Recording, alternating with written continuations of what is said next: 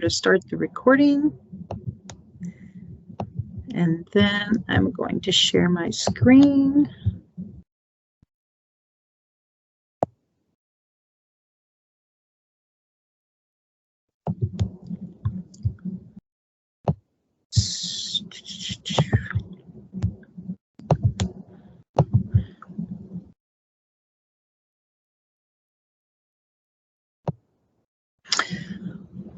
All right. Good morning to our Indian colleagues that are on, and good evening to our U.S. colleagues that are on. Today we have our fifth and final session, session 5, where we'll be talking about themes 7 and 10. We're going to start actually with theme 10, which is impact analysis and policy recommendations. And then we'll have 4 talks on DSO market and regulatory issues. I'm Dr. Noel Schultz, and I'm the U.S. Administrative Lead from Washington State University Pullman. So thanks to everybody that's been on, and particularly those folks that have been able to make it on for all our sessions.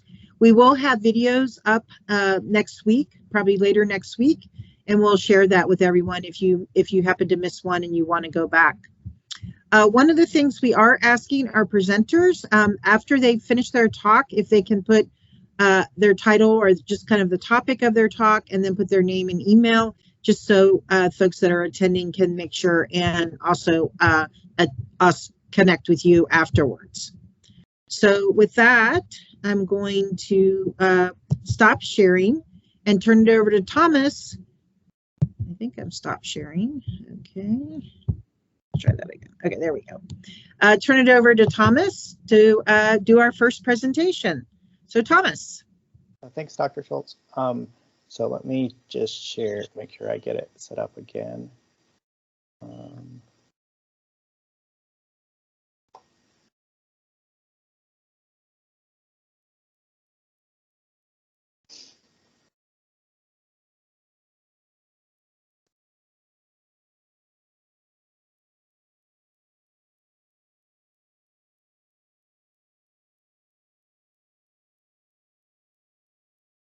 There you go. Okay, thanks. So I'll just briefly introduce myself just in case it's helpful. So I work with Christine Horn in the sociology department at Washington State University. Before I returned to graduate school, I worked in the utility industry in Oregon for a private utility first for 7 or 8 years, and then for the Oregon Public Utility Commission as a lead analyst, overseeing renewable energy pilots and programs.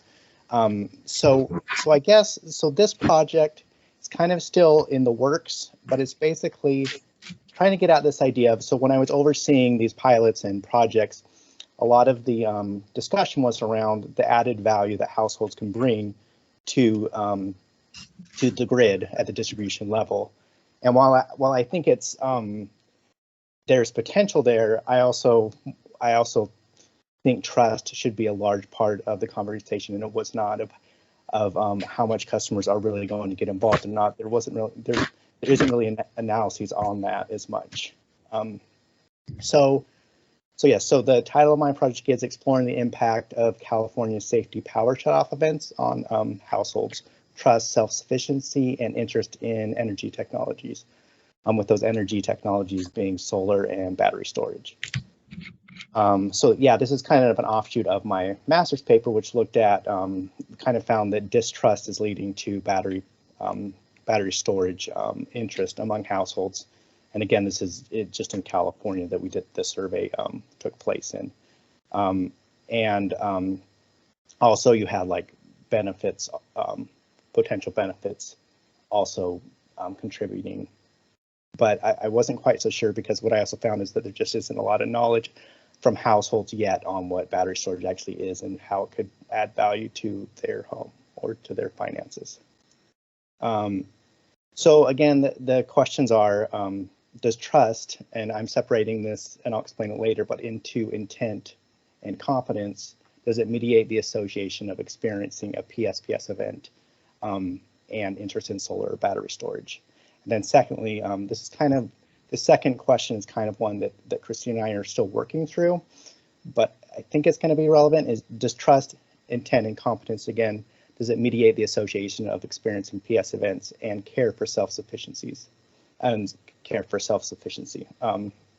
So again, a public safety power shutoff, they've happened in Oregon and California so far. And what they basically are is a preemptive power shutoff in a part of the grid based on concerns of high winds or dry vegetation, or just the idea that fire could be sparked in that region. So they send out warnings through text and email and through other communication forms to their customers to tell them that they are going to receive a preemptive power shutoff for their home.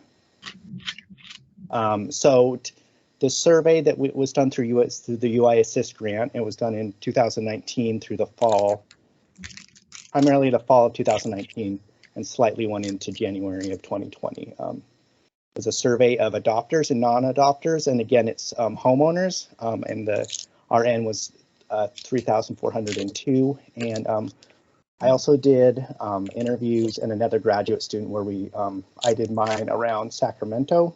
And then another graduate student prior to me did interviews in Southern California that were qualitative in nature, that kind of got at some of the questions that we couldn't get at with just a basic survey.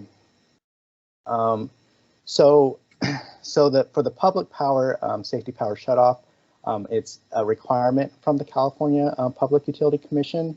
And here's just kind of a view of, there was a few other events that were smaller, but basically for PG&E, it affected approximately 2.5 million customers.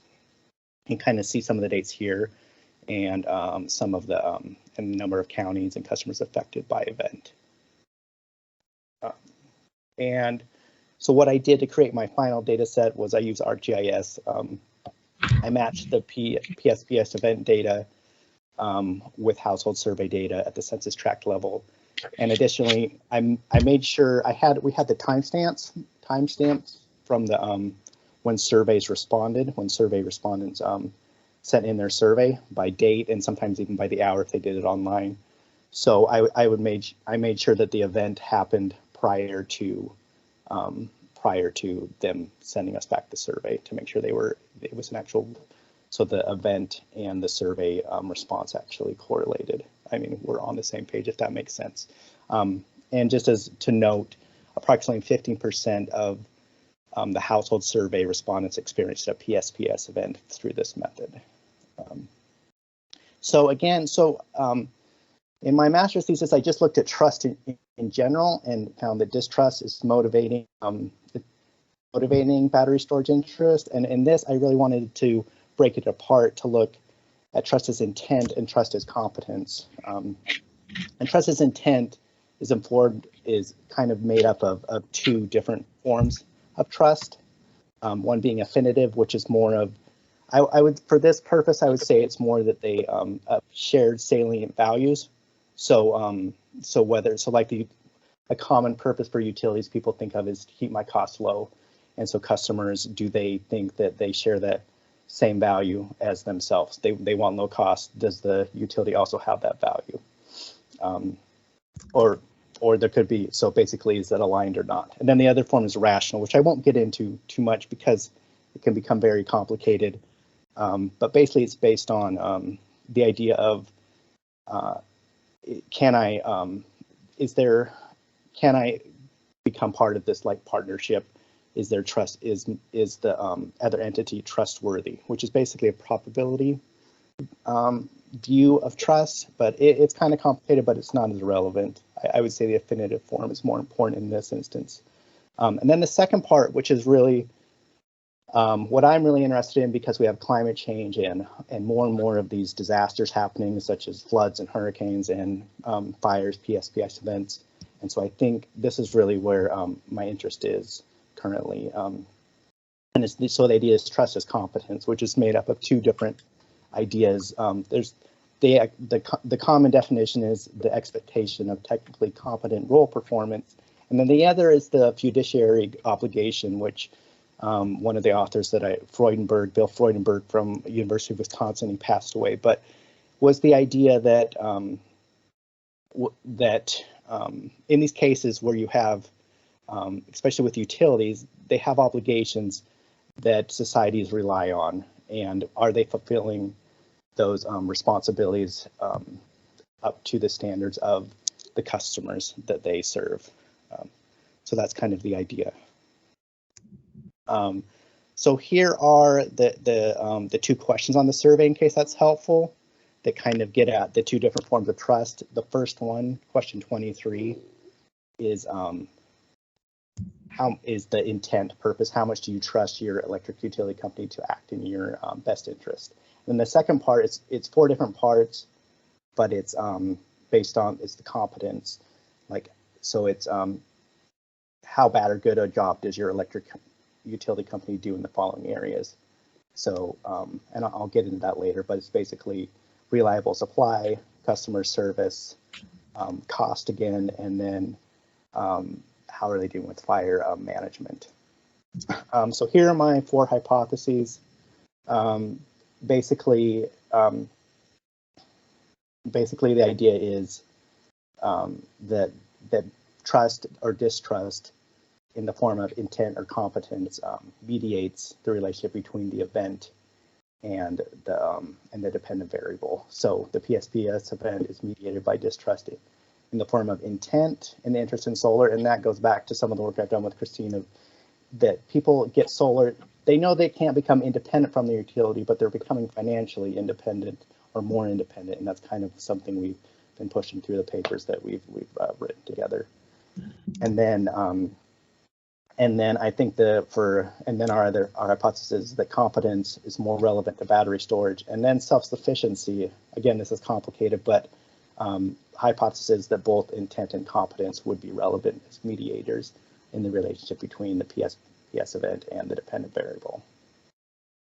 So again, here's the, so I use structural equation modeling. I set up competence as a 4 variable factor. The complex alpha is 0.80. So again, competence, the variables that I put together are reliability, customer service, cost, and fires. And then I have the control variables of environmental concern, level of environmental concern, level of education, political affiliation, race, age, gender, and income. So here are some examples of intent, trust as intent that we found in our qualitative interviews, just to kind of give you a better idea.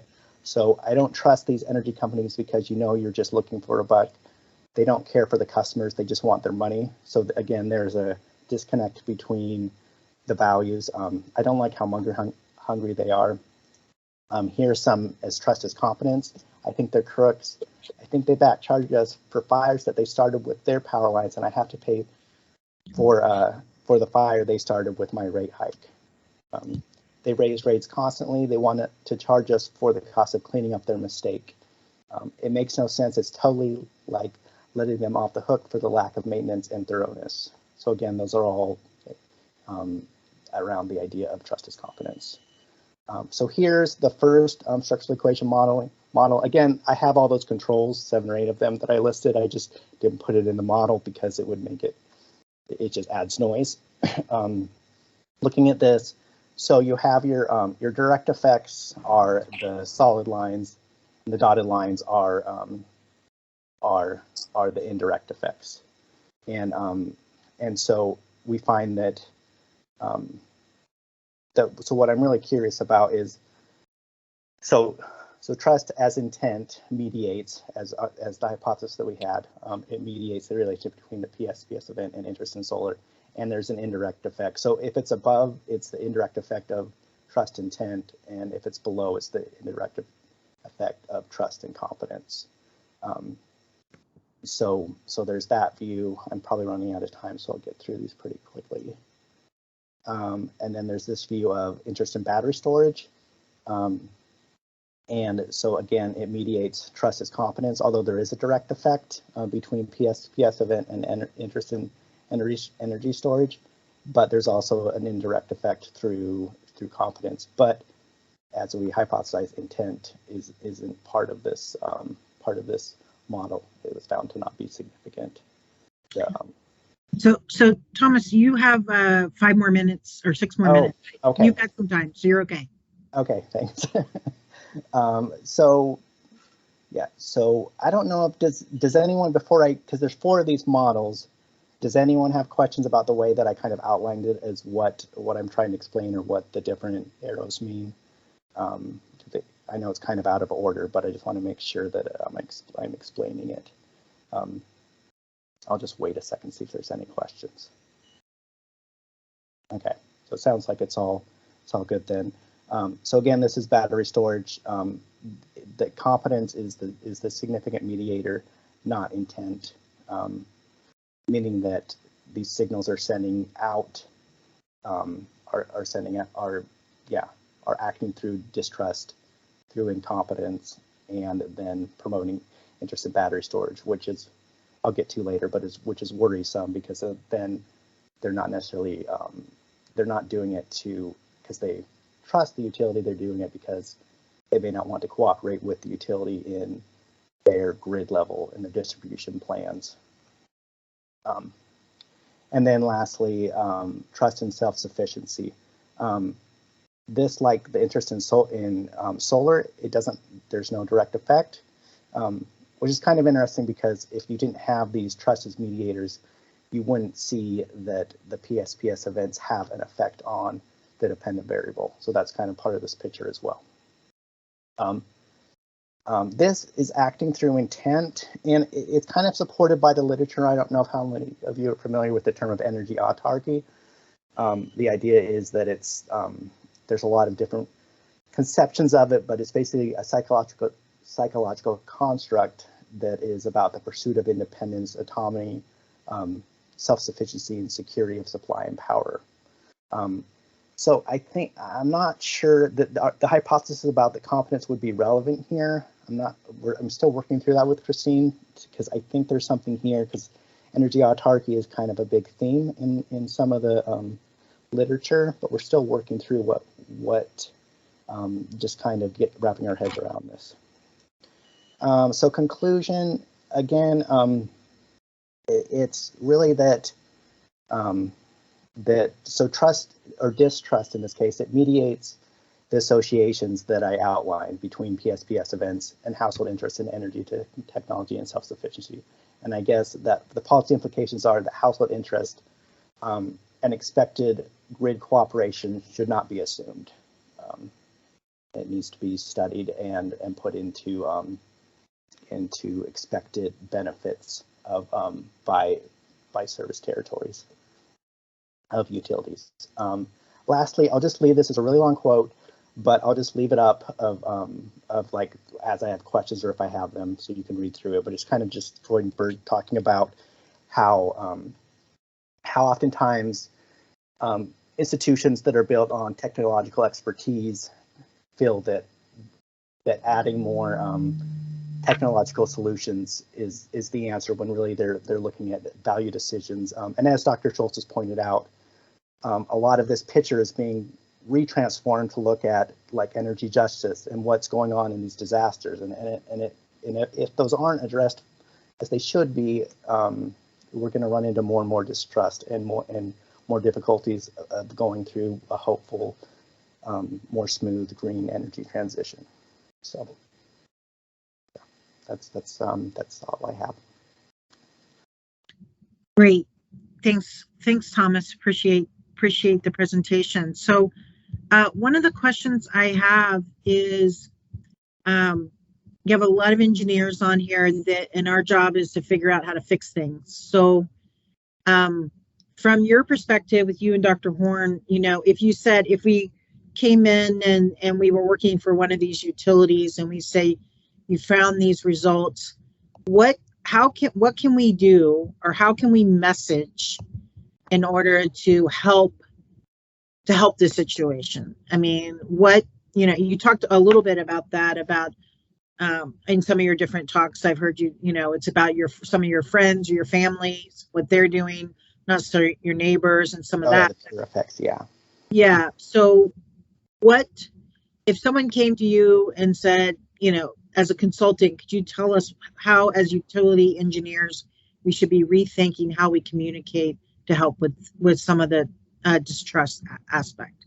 I mean, I think this is going to be a bit of a tangent, but it's kind of a lot of this is connected to the research in the 1980s of nuclear power risk, power plants, and a lot of academics at the time thought that the issue was the big risks, like the catastrophes, but really it was like the risk that customers felt like day to day and the connections they had with the industry. And so I guess my point is that to kind of the answer would be to bring more to bear that like a customer like PG&E, they have horrible trust issues compared to like SMUD and other utilities around them, and that matters when they send out, like when they have to do things like this, like send out PSPS events, because it sends out signals of distrust. And just that utilities often really look at what's my customer service rating. Like they always put that out on all their documentation, which is part of trust, but there's a much bigger picture that utilities really need to get the expertise on board to make sure that their customers trust them, which co-ops have been very good at, and small municipalities like SMUD in Baltimore, Gas and Electric. So I guess it just needs to become more of it. Like, it's not just that you send out your signal and it's in a vacuum. It's actually that it takes into account your relationship with your customer. So does that kind of answer what you're? Yeah, no, I think from what you're saying there, and then there's a couple questions on here, so we'll go to those. But what you're saying is it's the day-to-day, how we respond, customer service response to phone or chats. It's the creating a rapport with the customers in the day-to-day, and not just around disasters and challenges. You've got to slowly build that trust, kind of a penny at a time, like a savings account type of thing. Well, I didn't say it that well, but also just like the inclusion, the environmental justice aspect. Like, customers need to feel that their values, even though it's not easy because you have different values in your customers, but they need to feel that there's value congruence between you and your customer, that you're on the same page as them, which requires constant communication. So, yeah. Okay, there's another question. When your primary hypothesis is to check trustability, did you make sure that circumstances, time of survey didn't bias the results? Which is because you had the fires, you had the blackouts. I mean, you had a lot of different, and you talked about the timestamp. So how do you try to figure out some of the circumstances around that? That is a limitation of this study, is that it's not longitudinal. It's one point in time. So we can more talk about associations and correlations rather than cause and effect. But yeah, to the other point, I did make sure that that could have been the case, is that there may have been amplified distrust. But I think that's still a question in and of itself, was why was there amplified distrust during these events? Because if another company had done it that had more trust, they may have been seen as trustful, is what I would argue.